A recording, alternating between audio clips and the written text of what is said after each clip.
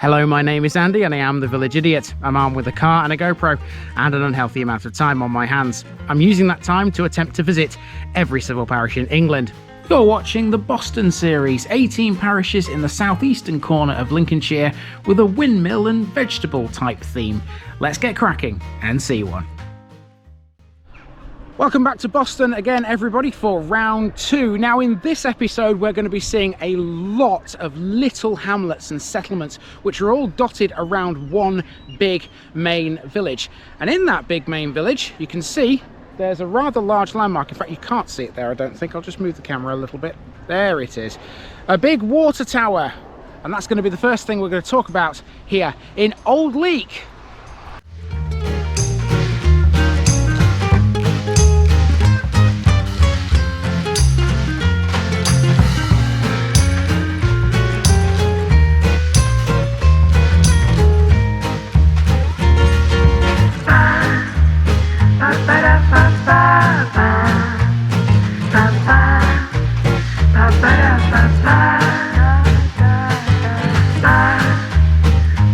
Here's my disclaimer for people who may be watching me for the first time. I say things as I would in my native accent and dialect. As a result, I may not pronounce things in the same way as the locals do. Remember, I'm a visitor. It's impossible to know everything.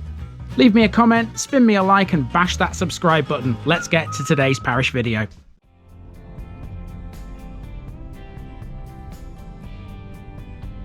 Old Leake, Brook. We continue southwards through Boston this week as we enter a place whose name we've met before, albeit in Nottinghamshire. Last time we encountered a leak was back in Rushcliffe when we took a short walk around the parish of West Leake. Both the names of that and this share the same meaning. A leak is a brook. Old Leake is split into various settlements. The main village sits just north of the A52 and it contains more than its fair share of interesting landmarks. These include a water tower, a secondary school, a pub and a church. However, you simply can't consider Old Leake village to be the be-all and end-all. To the north is Leake Commonside, a separate village with its own identity and its own pub to boot. North and west of that is Lade Bank, a series of scattered hamlets which once included a railway station. Lade Bank has what I believe to be one of the best landmarks in Boston too, a massive Victorian pumping station which sits above Hobhole Drain. That's perhaps one of the most important features in the Fens, and in this video we'll learn why. Old Leake Parish also includes some more scattered hamlets like the Gride and Leake Hearn's End, and you could so easily get lost within these narrow country tracks, windy lanes and bumpy droves. So, let's see how I got on.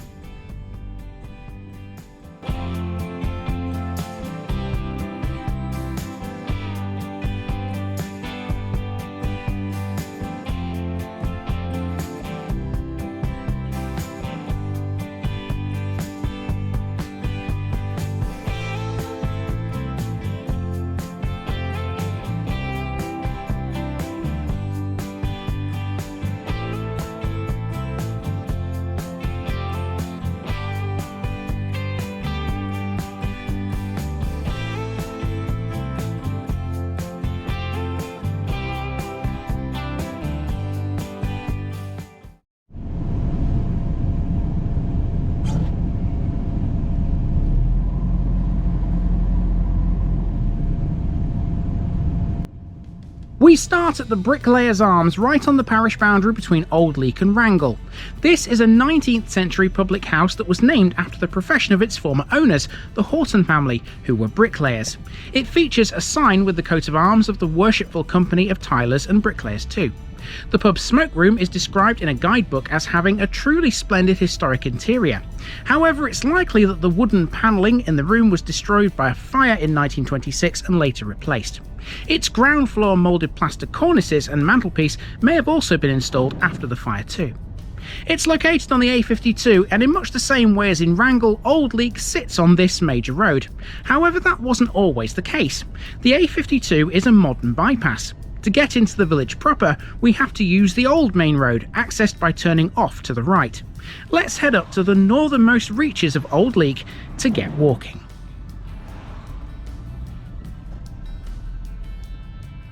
Our main walk starts on a field facing this shapely water tower. It's a Swedish design, and much like their women, I have to admit, it's sexy. Made of concrete and standing on land off Razors Lane, it's comprised of a circular tank resting on a central supporting column. Its shape is described as the wine glass style, commonplace across the land when they were built in the late 1960s. Old Leaks was erected in 1966. Right, that's enough gushing over the water tower. See what I did there? Let's talk about the field that we're stood on.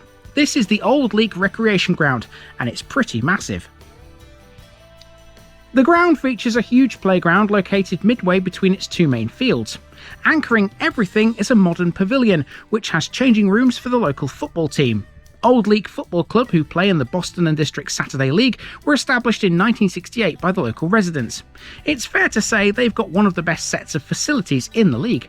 They play in a kit that's almost as attractive as the water tower, a very fetching dark blue and yellow number. Out onto the road we go next. Church Road is Old Leake's central street, and it splits the village in half. Church Road has plenty of modern housing, but that wasn't the case a few years ago on the right-hand side, where Tillier Grove is now. The left-hand side has looked much the same as it does today, for a while. It's part of an estate full of bungalows, spearheaded by St Mary's Way. One of the streets on it is called Bert Allen Drive. I couldn't find out who he was, but I assume he was a local figure of some sort. If we're talking names though, Charles Wright is one associated with Old Leake. They are a family-run agricultural merchant, specialising in the haulage of fertiliser, grain, lime and sugar beet.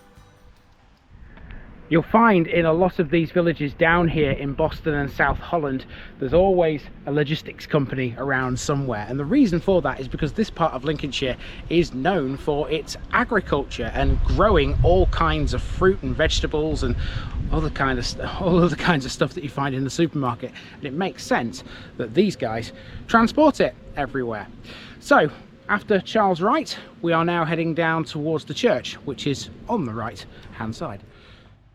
I suspect this house is the vicarage. There are some clues. For one, it faces Vicarage Gardens, and for another, it's right next to the church. Arguably, the lit gate of this one is just as impressive as the church itself. It's Grade 2 listed and may have been built by the architect Temple Moore. The church is a Grade 1 listed building and dedicated to St Mary. One of the grandest of all the Fenland churches, it dates from the 12th century, although Moore did restore the chancel in 1875. It contains a 15th century arms box used to collect coins for charitable purposes. There's also a Saxon cross that's built into this one's tower. Some buildings in Old Leake are a little on the neglected side. There are two either side of a pub. Number 33 Church Road is the first of them. The pub in question is the White Hart, built in the 19th century and run by a man with the rather apt name of Thomas Leake between 1856 and 1870. George Dawson would then take over. It's a modern two-storey inn crowned with a type of roof known as a salt box. Next door to this is the other boarded-up building. The far end of this used to be a shop known as Bezzy's, and it also doubled as the post office. Going back further, it was Hammond's Greengrocers. Now we're on Old Main Road, but only briefly.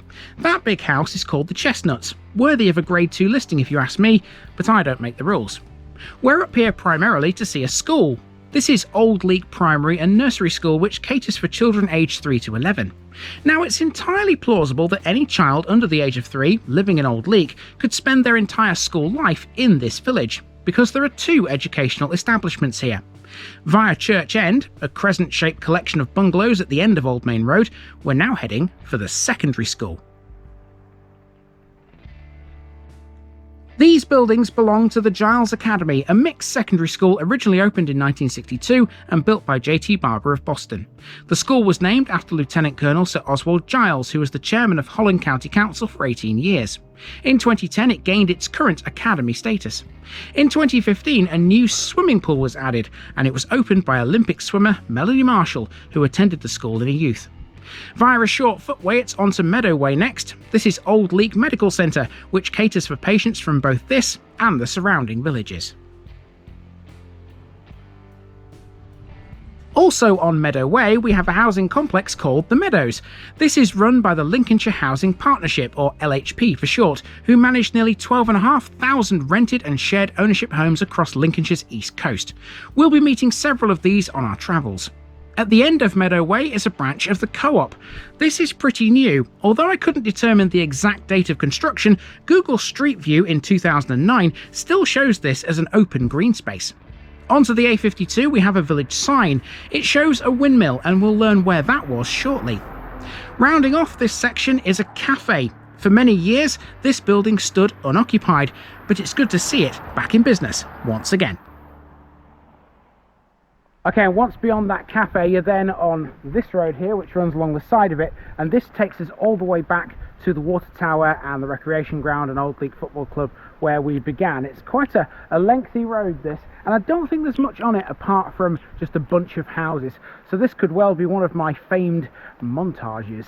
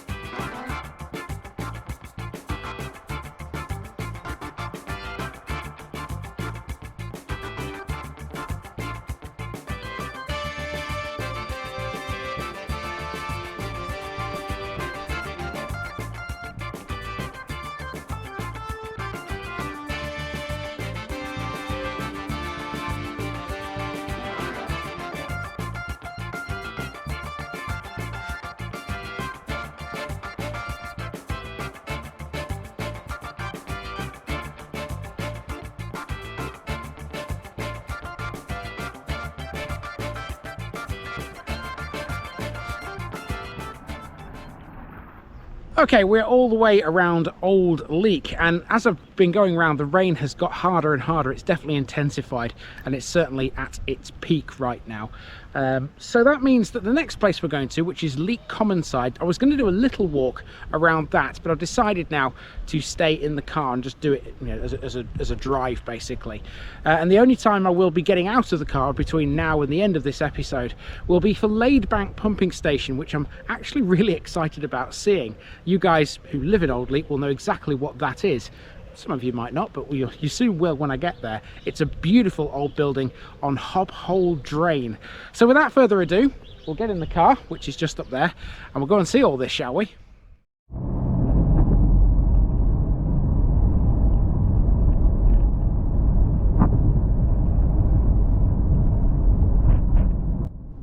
Kicking off Leake Commonside is an Icelandic food company, Bakkavor. Founded by August and Lide Gudmundsson in 1986, the company is named after the street on which they grew up. Initially, they manufactured and exported seafood. After an expansion across Europe, Bakkavor now focus solely on fresh prepared foods. They own a number of businesses across the world with operations in 10 countries and some 19,000 employees. The UK, USA and China are their main markets. Next to pass is an old chapel, but blink and you miss it. Built in 1815 for the Wesleyans, the chapel is one of the oldest surviving in the area, but it's been closed since the 1990s. A Sunday school room was added in 1839 and the whole building was then enlarged in 1871. Not visible but also along here is Howsom's Mill. Built in 1859 and Grade 2 listed, it's a former tower windmill made of brick and similar to the two we met in Wrangle. It has no cap or sails, however. Let's continue into the village. Leake Commonside is effectively an elongated rectangle which is bent in the middle.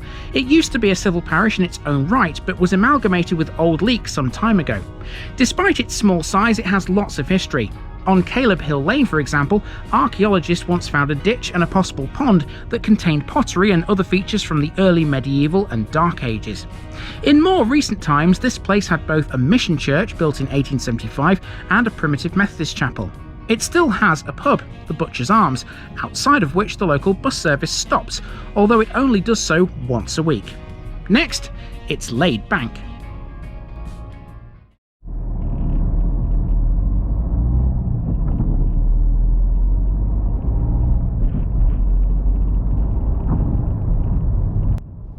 Okay, if we weren't already in the middle of the Fens, we are now.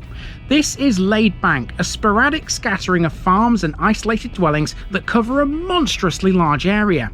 They're all linked together by a network of narrow, often bumpy lanes and droves, and all around you are water channels, often known as dykes. These drain the fenlands, keeping this once former marshy area dry and fertile, ideal for the growing of all those vegetables. Although small, Lade Bank does have some big landmarks. One of them is the former Old Leake railway station. If you head west along the northern edges of Leake Commonside, you'll pass over the Poacher line, which runs from Grantham to Skegness. Although that's still in use, the station closed to passengers in 1956. It opened in 1848 and was originally called Hobhole, before being renamed 1 month later as Leake and Wrangle. It became Old Leake in 1852. At the time, Old Leake village consisted of little more than an inn and the station itself. The name Hobhole is still to be found out here. We're now on the extremely bumpy Hobhole Bank, a dead straight lane that runs alongside one of the largest drains in the Fens. Standing over the water is the enormous and beautiful Lade Bank pumping station, whose tall chimney can be seen from miles away across the flat landscape. Wow, I know it's only a pumping station, but I've been looking forward to this. Let's get out and have a look at Lade Bank. I don't care what anyone says, I know it's only a pumping station, but this is Victorian architecture at its absolute finest. I've been looking forward to this for quite a while. So yeah, let's talk about this and about this watercourse as well. This is Hobhole Drain, which is very important in this area, and we'll realise why as we continue through Boston and through the other villages that we'll see in this series. But all this is linked together, and without it, the fenlands, well, they wouldn't be what they are. Since the 11th century, there have been several attempts to prevent the fens from flooding so that they can be used for agriculture. Hobhole Drain is part of a network of navigable water channels accessed by boat from Antonscout Lock on the River Witham. Most of these drains were constructed after an Act of Parliament was passed in 1801. Historically, the drains were used for importing coal to the fens and exporting agricultural produce. They're now only used for pleasure cruising. Many structures built by civil engineer John Rennie still survive in near original condition. And that brings us to the iconic Lade Bank pumping station. Lade Bank was originally a lock, built on Hobhole Drain in 1805. It had 4 cutwaters and 2 abutments, with grooves and fixings for lock gates. More than 60 years later, an engine house and pumping station with a tall chimney were built above the lock to counteract the effects of shrinking peat in the fens. The engine house contained 6 boilers to raise the steam that operated its 2 pumps. That system was replaced by more modern workings in 1936, but the buildings from both 1805 and 1867 still remain at Lade Bank today. I can't put into words why I like stuff like this, to be honest with you, but it's just fantastic, isn't it? That's the only sort of superlative I can really give it. Peak Victorian architecture, and very important to the drainage of these fenlands out here in Boston. Now, to finish this episode off, we're going to go to a couple of other little hamlets which are to the south of the main village. And first of all, we're going to drive down Hobhole Bank, Hobhole Lane, whatever you call this. It's very bumpy. You've got to drive it very slowly, because if you don't, you will knacker your suspension. So I am going to go as slowly as I can down here. And when we get to the end of this, it takes you to Leverton, but I'm not quite going into Leverton just yet, because the couple of other hamlets we're going through, there's one called the Gride, there's another one called Leake, Hurn End, and that's, I think, basically it. When we've done those, we're done with Old Leake.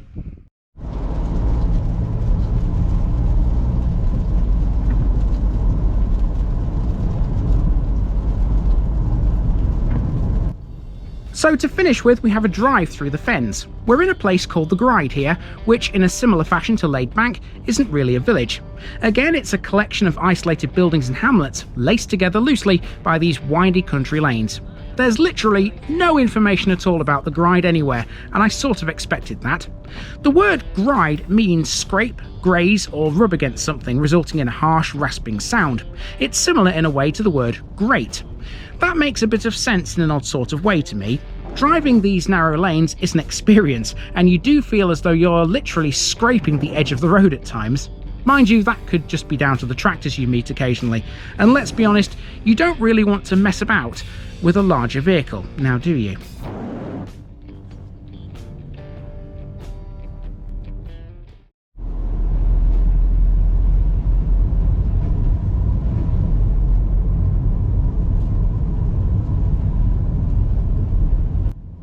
Lastly, we're in Leake Hearn's End, and here I can speak with a bit more confidence about the meaning of its name. Cast your minds back to the West Lindsey series and the Wildsworth episode from a few years ago. In that video we talked about Jenny Hurn, the pumping station on the eastern bank of the Trent, which took its name from a fiercely sharp meander in the river. The land inside such a bend is known as a Hurn. In almost the same way, a Hearn can also mean an island, part of a disused field, or a section of land that's been divided by an oxbow lake. It comes from the Old English word Hurn, which essentially means the same thing.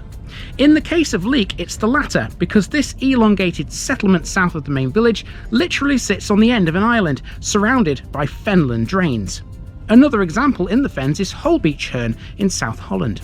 Now, buildings-wise, of course, it's the same story as the Gride and Lade Bank.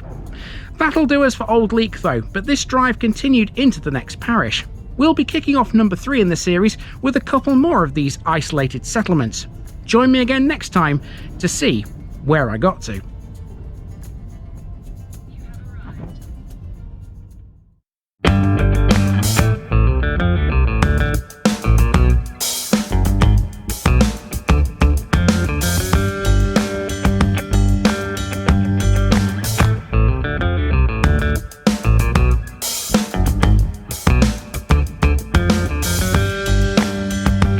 Thanks for watching this video, folks. Don't forget to like this episode if you haven't already. It really makes a difference with YouTube. If you're new here, subscribe to the channel for more videos like this, and give us a share too if you've got friends who'd like it. You can find all the links to my social media accounts below, as well as my Buy Me a Coffee page where you can donate to the channel. Also, if you've enjoyed this episode, have a look at some more videos in this series. Until next time, I've been Andy, also known as the Village Idiot, and I'm out.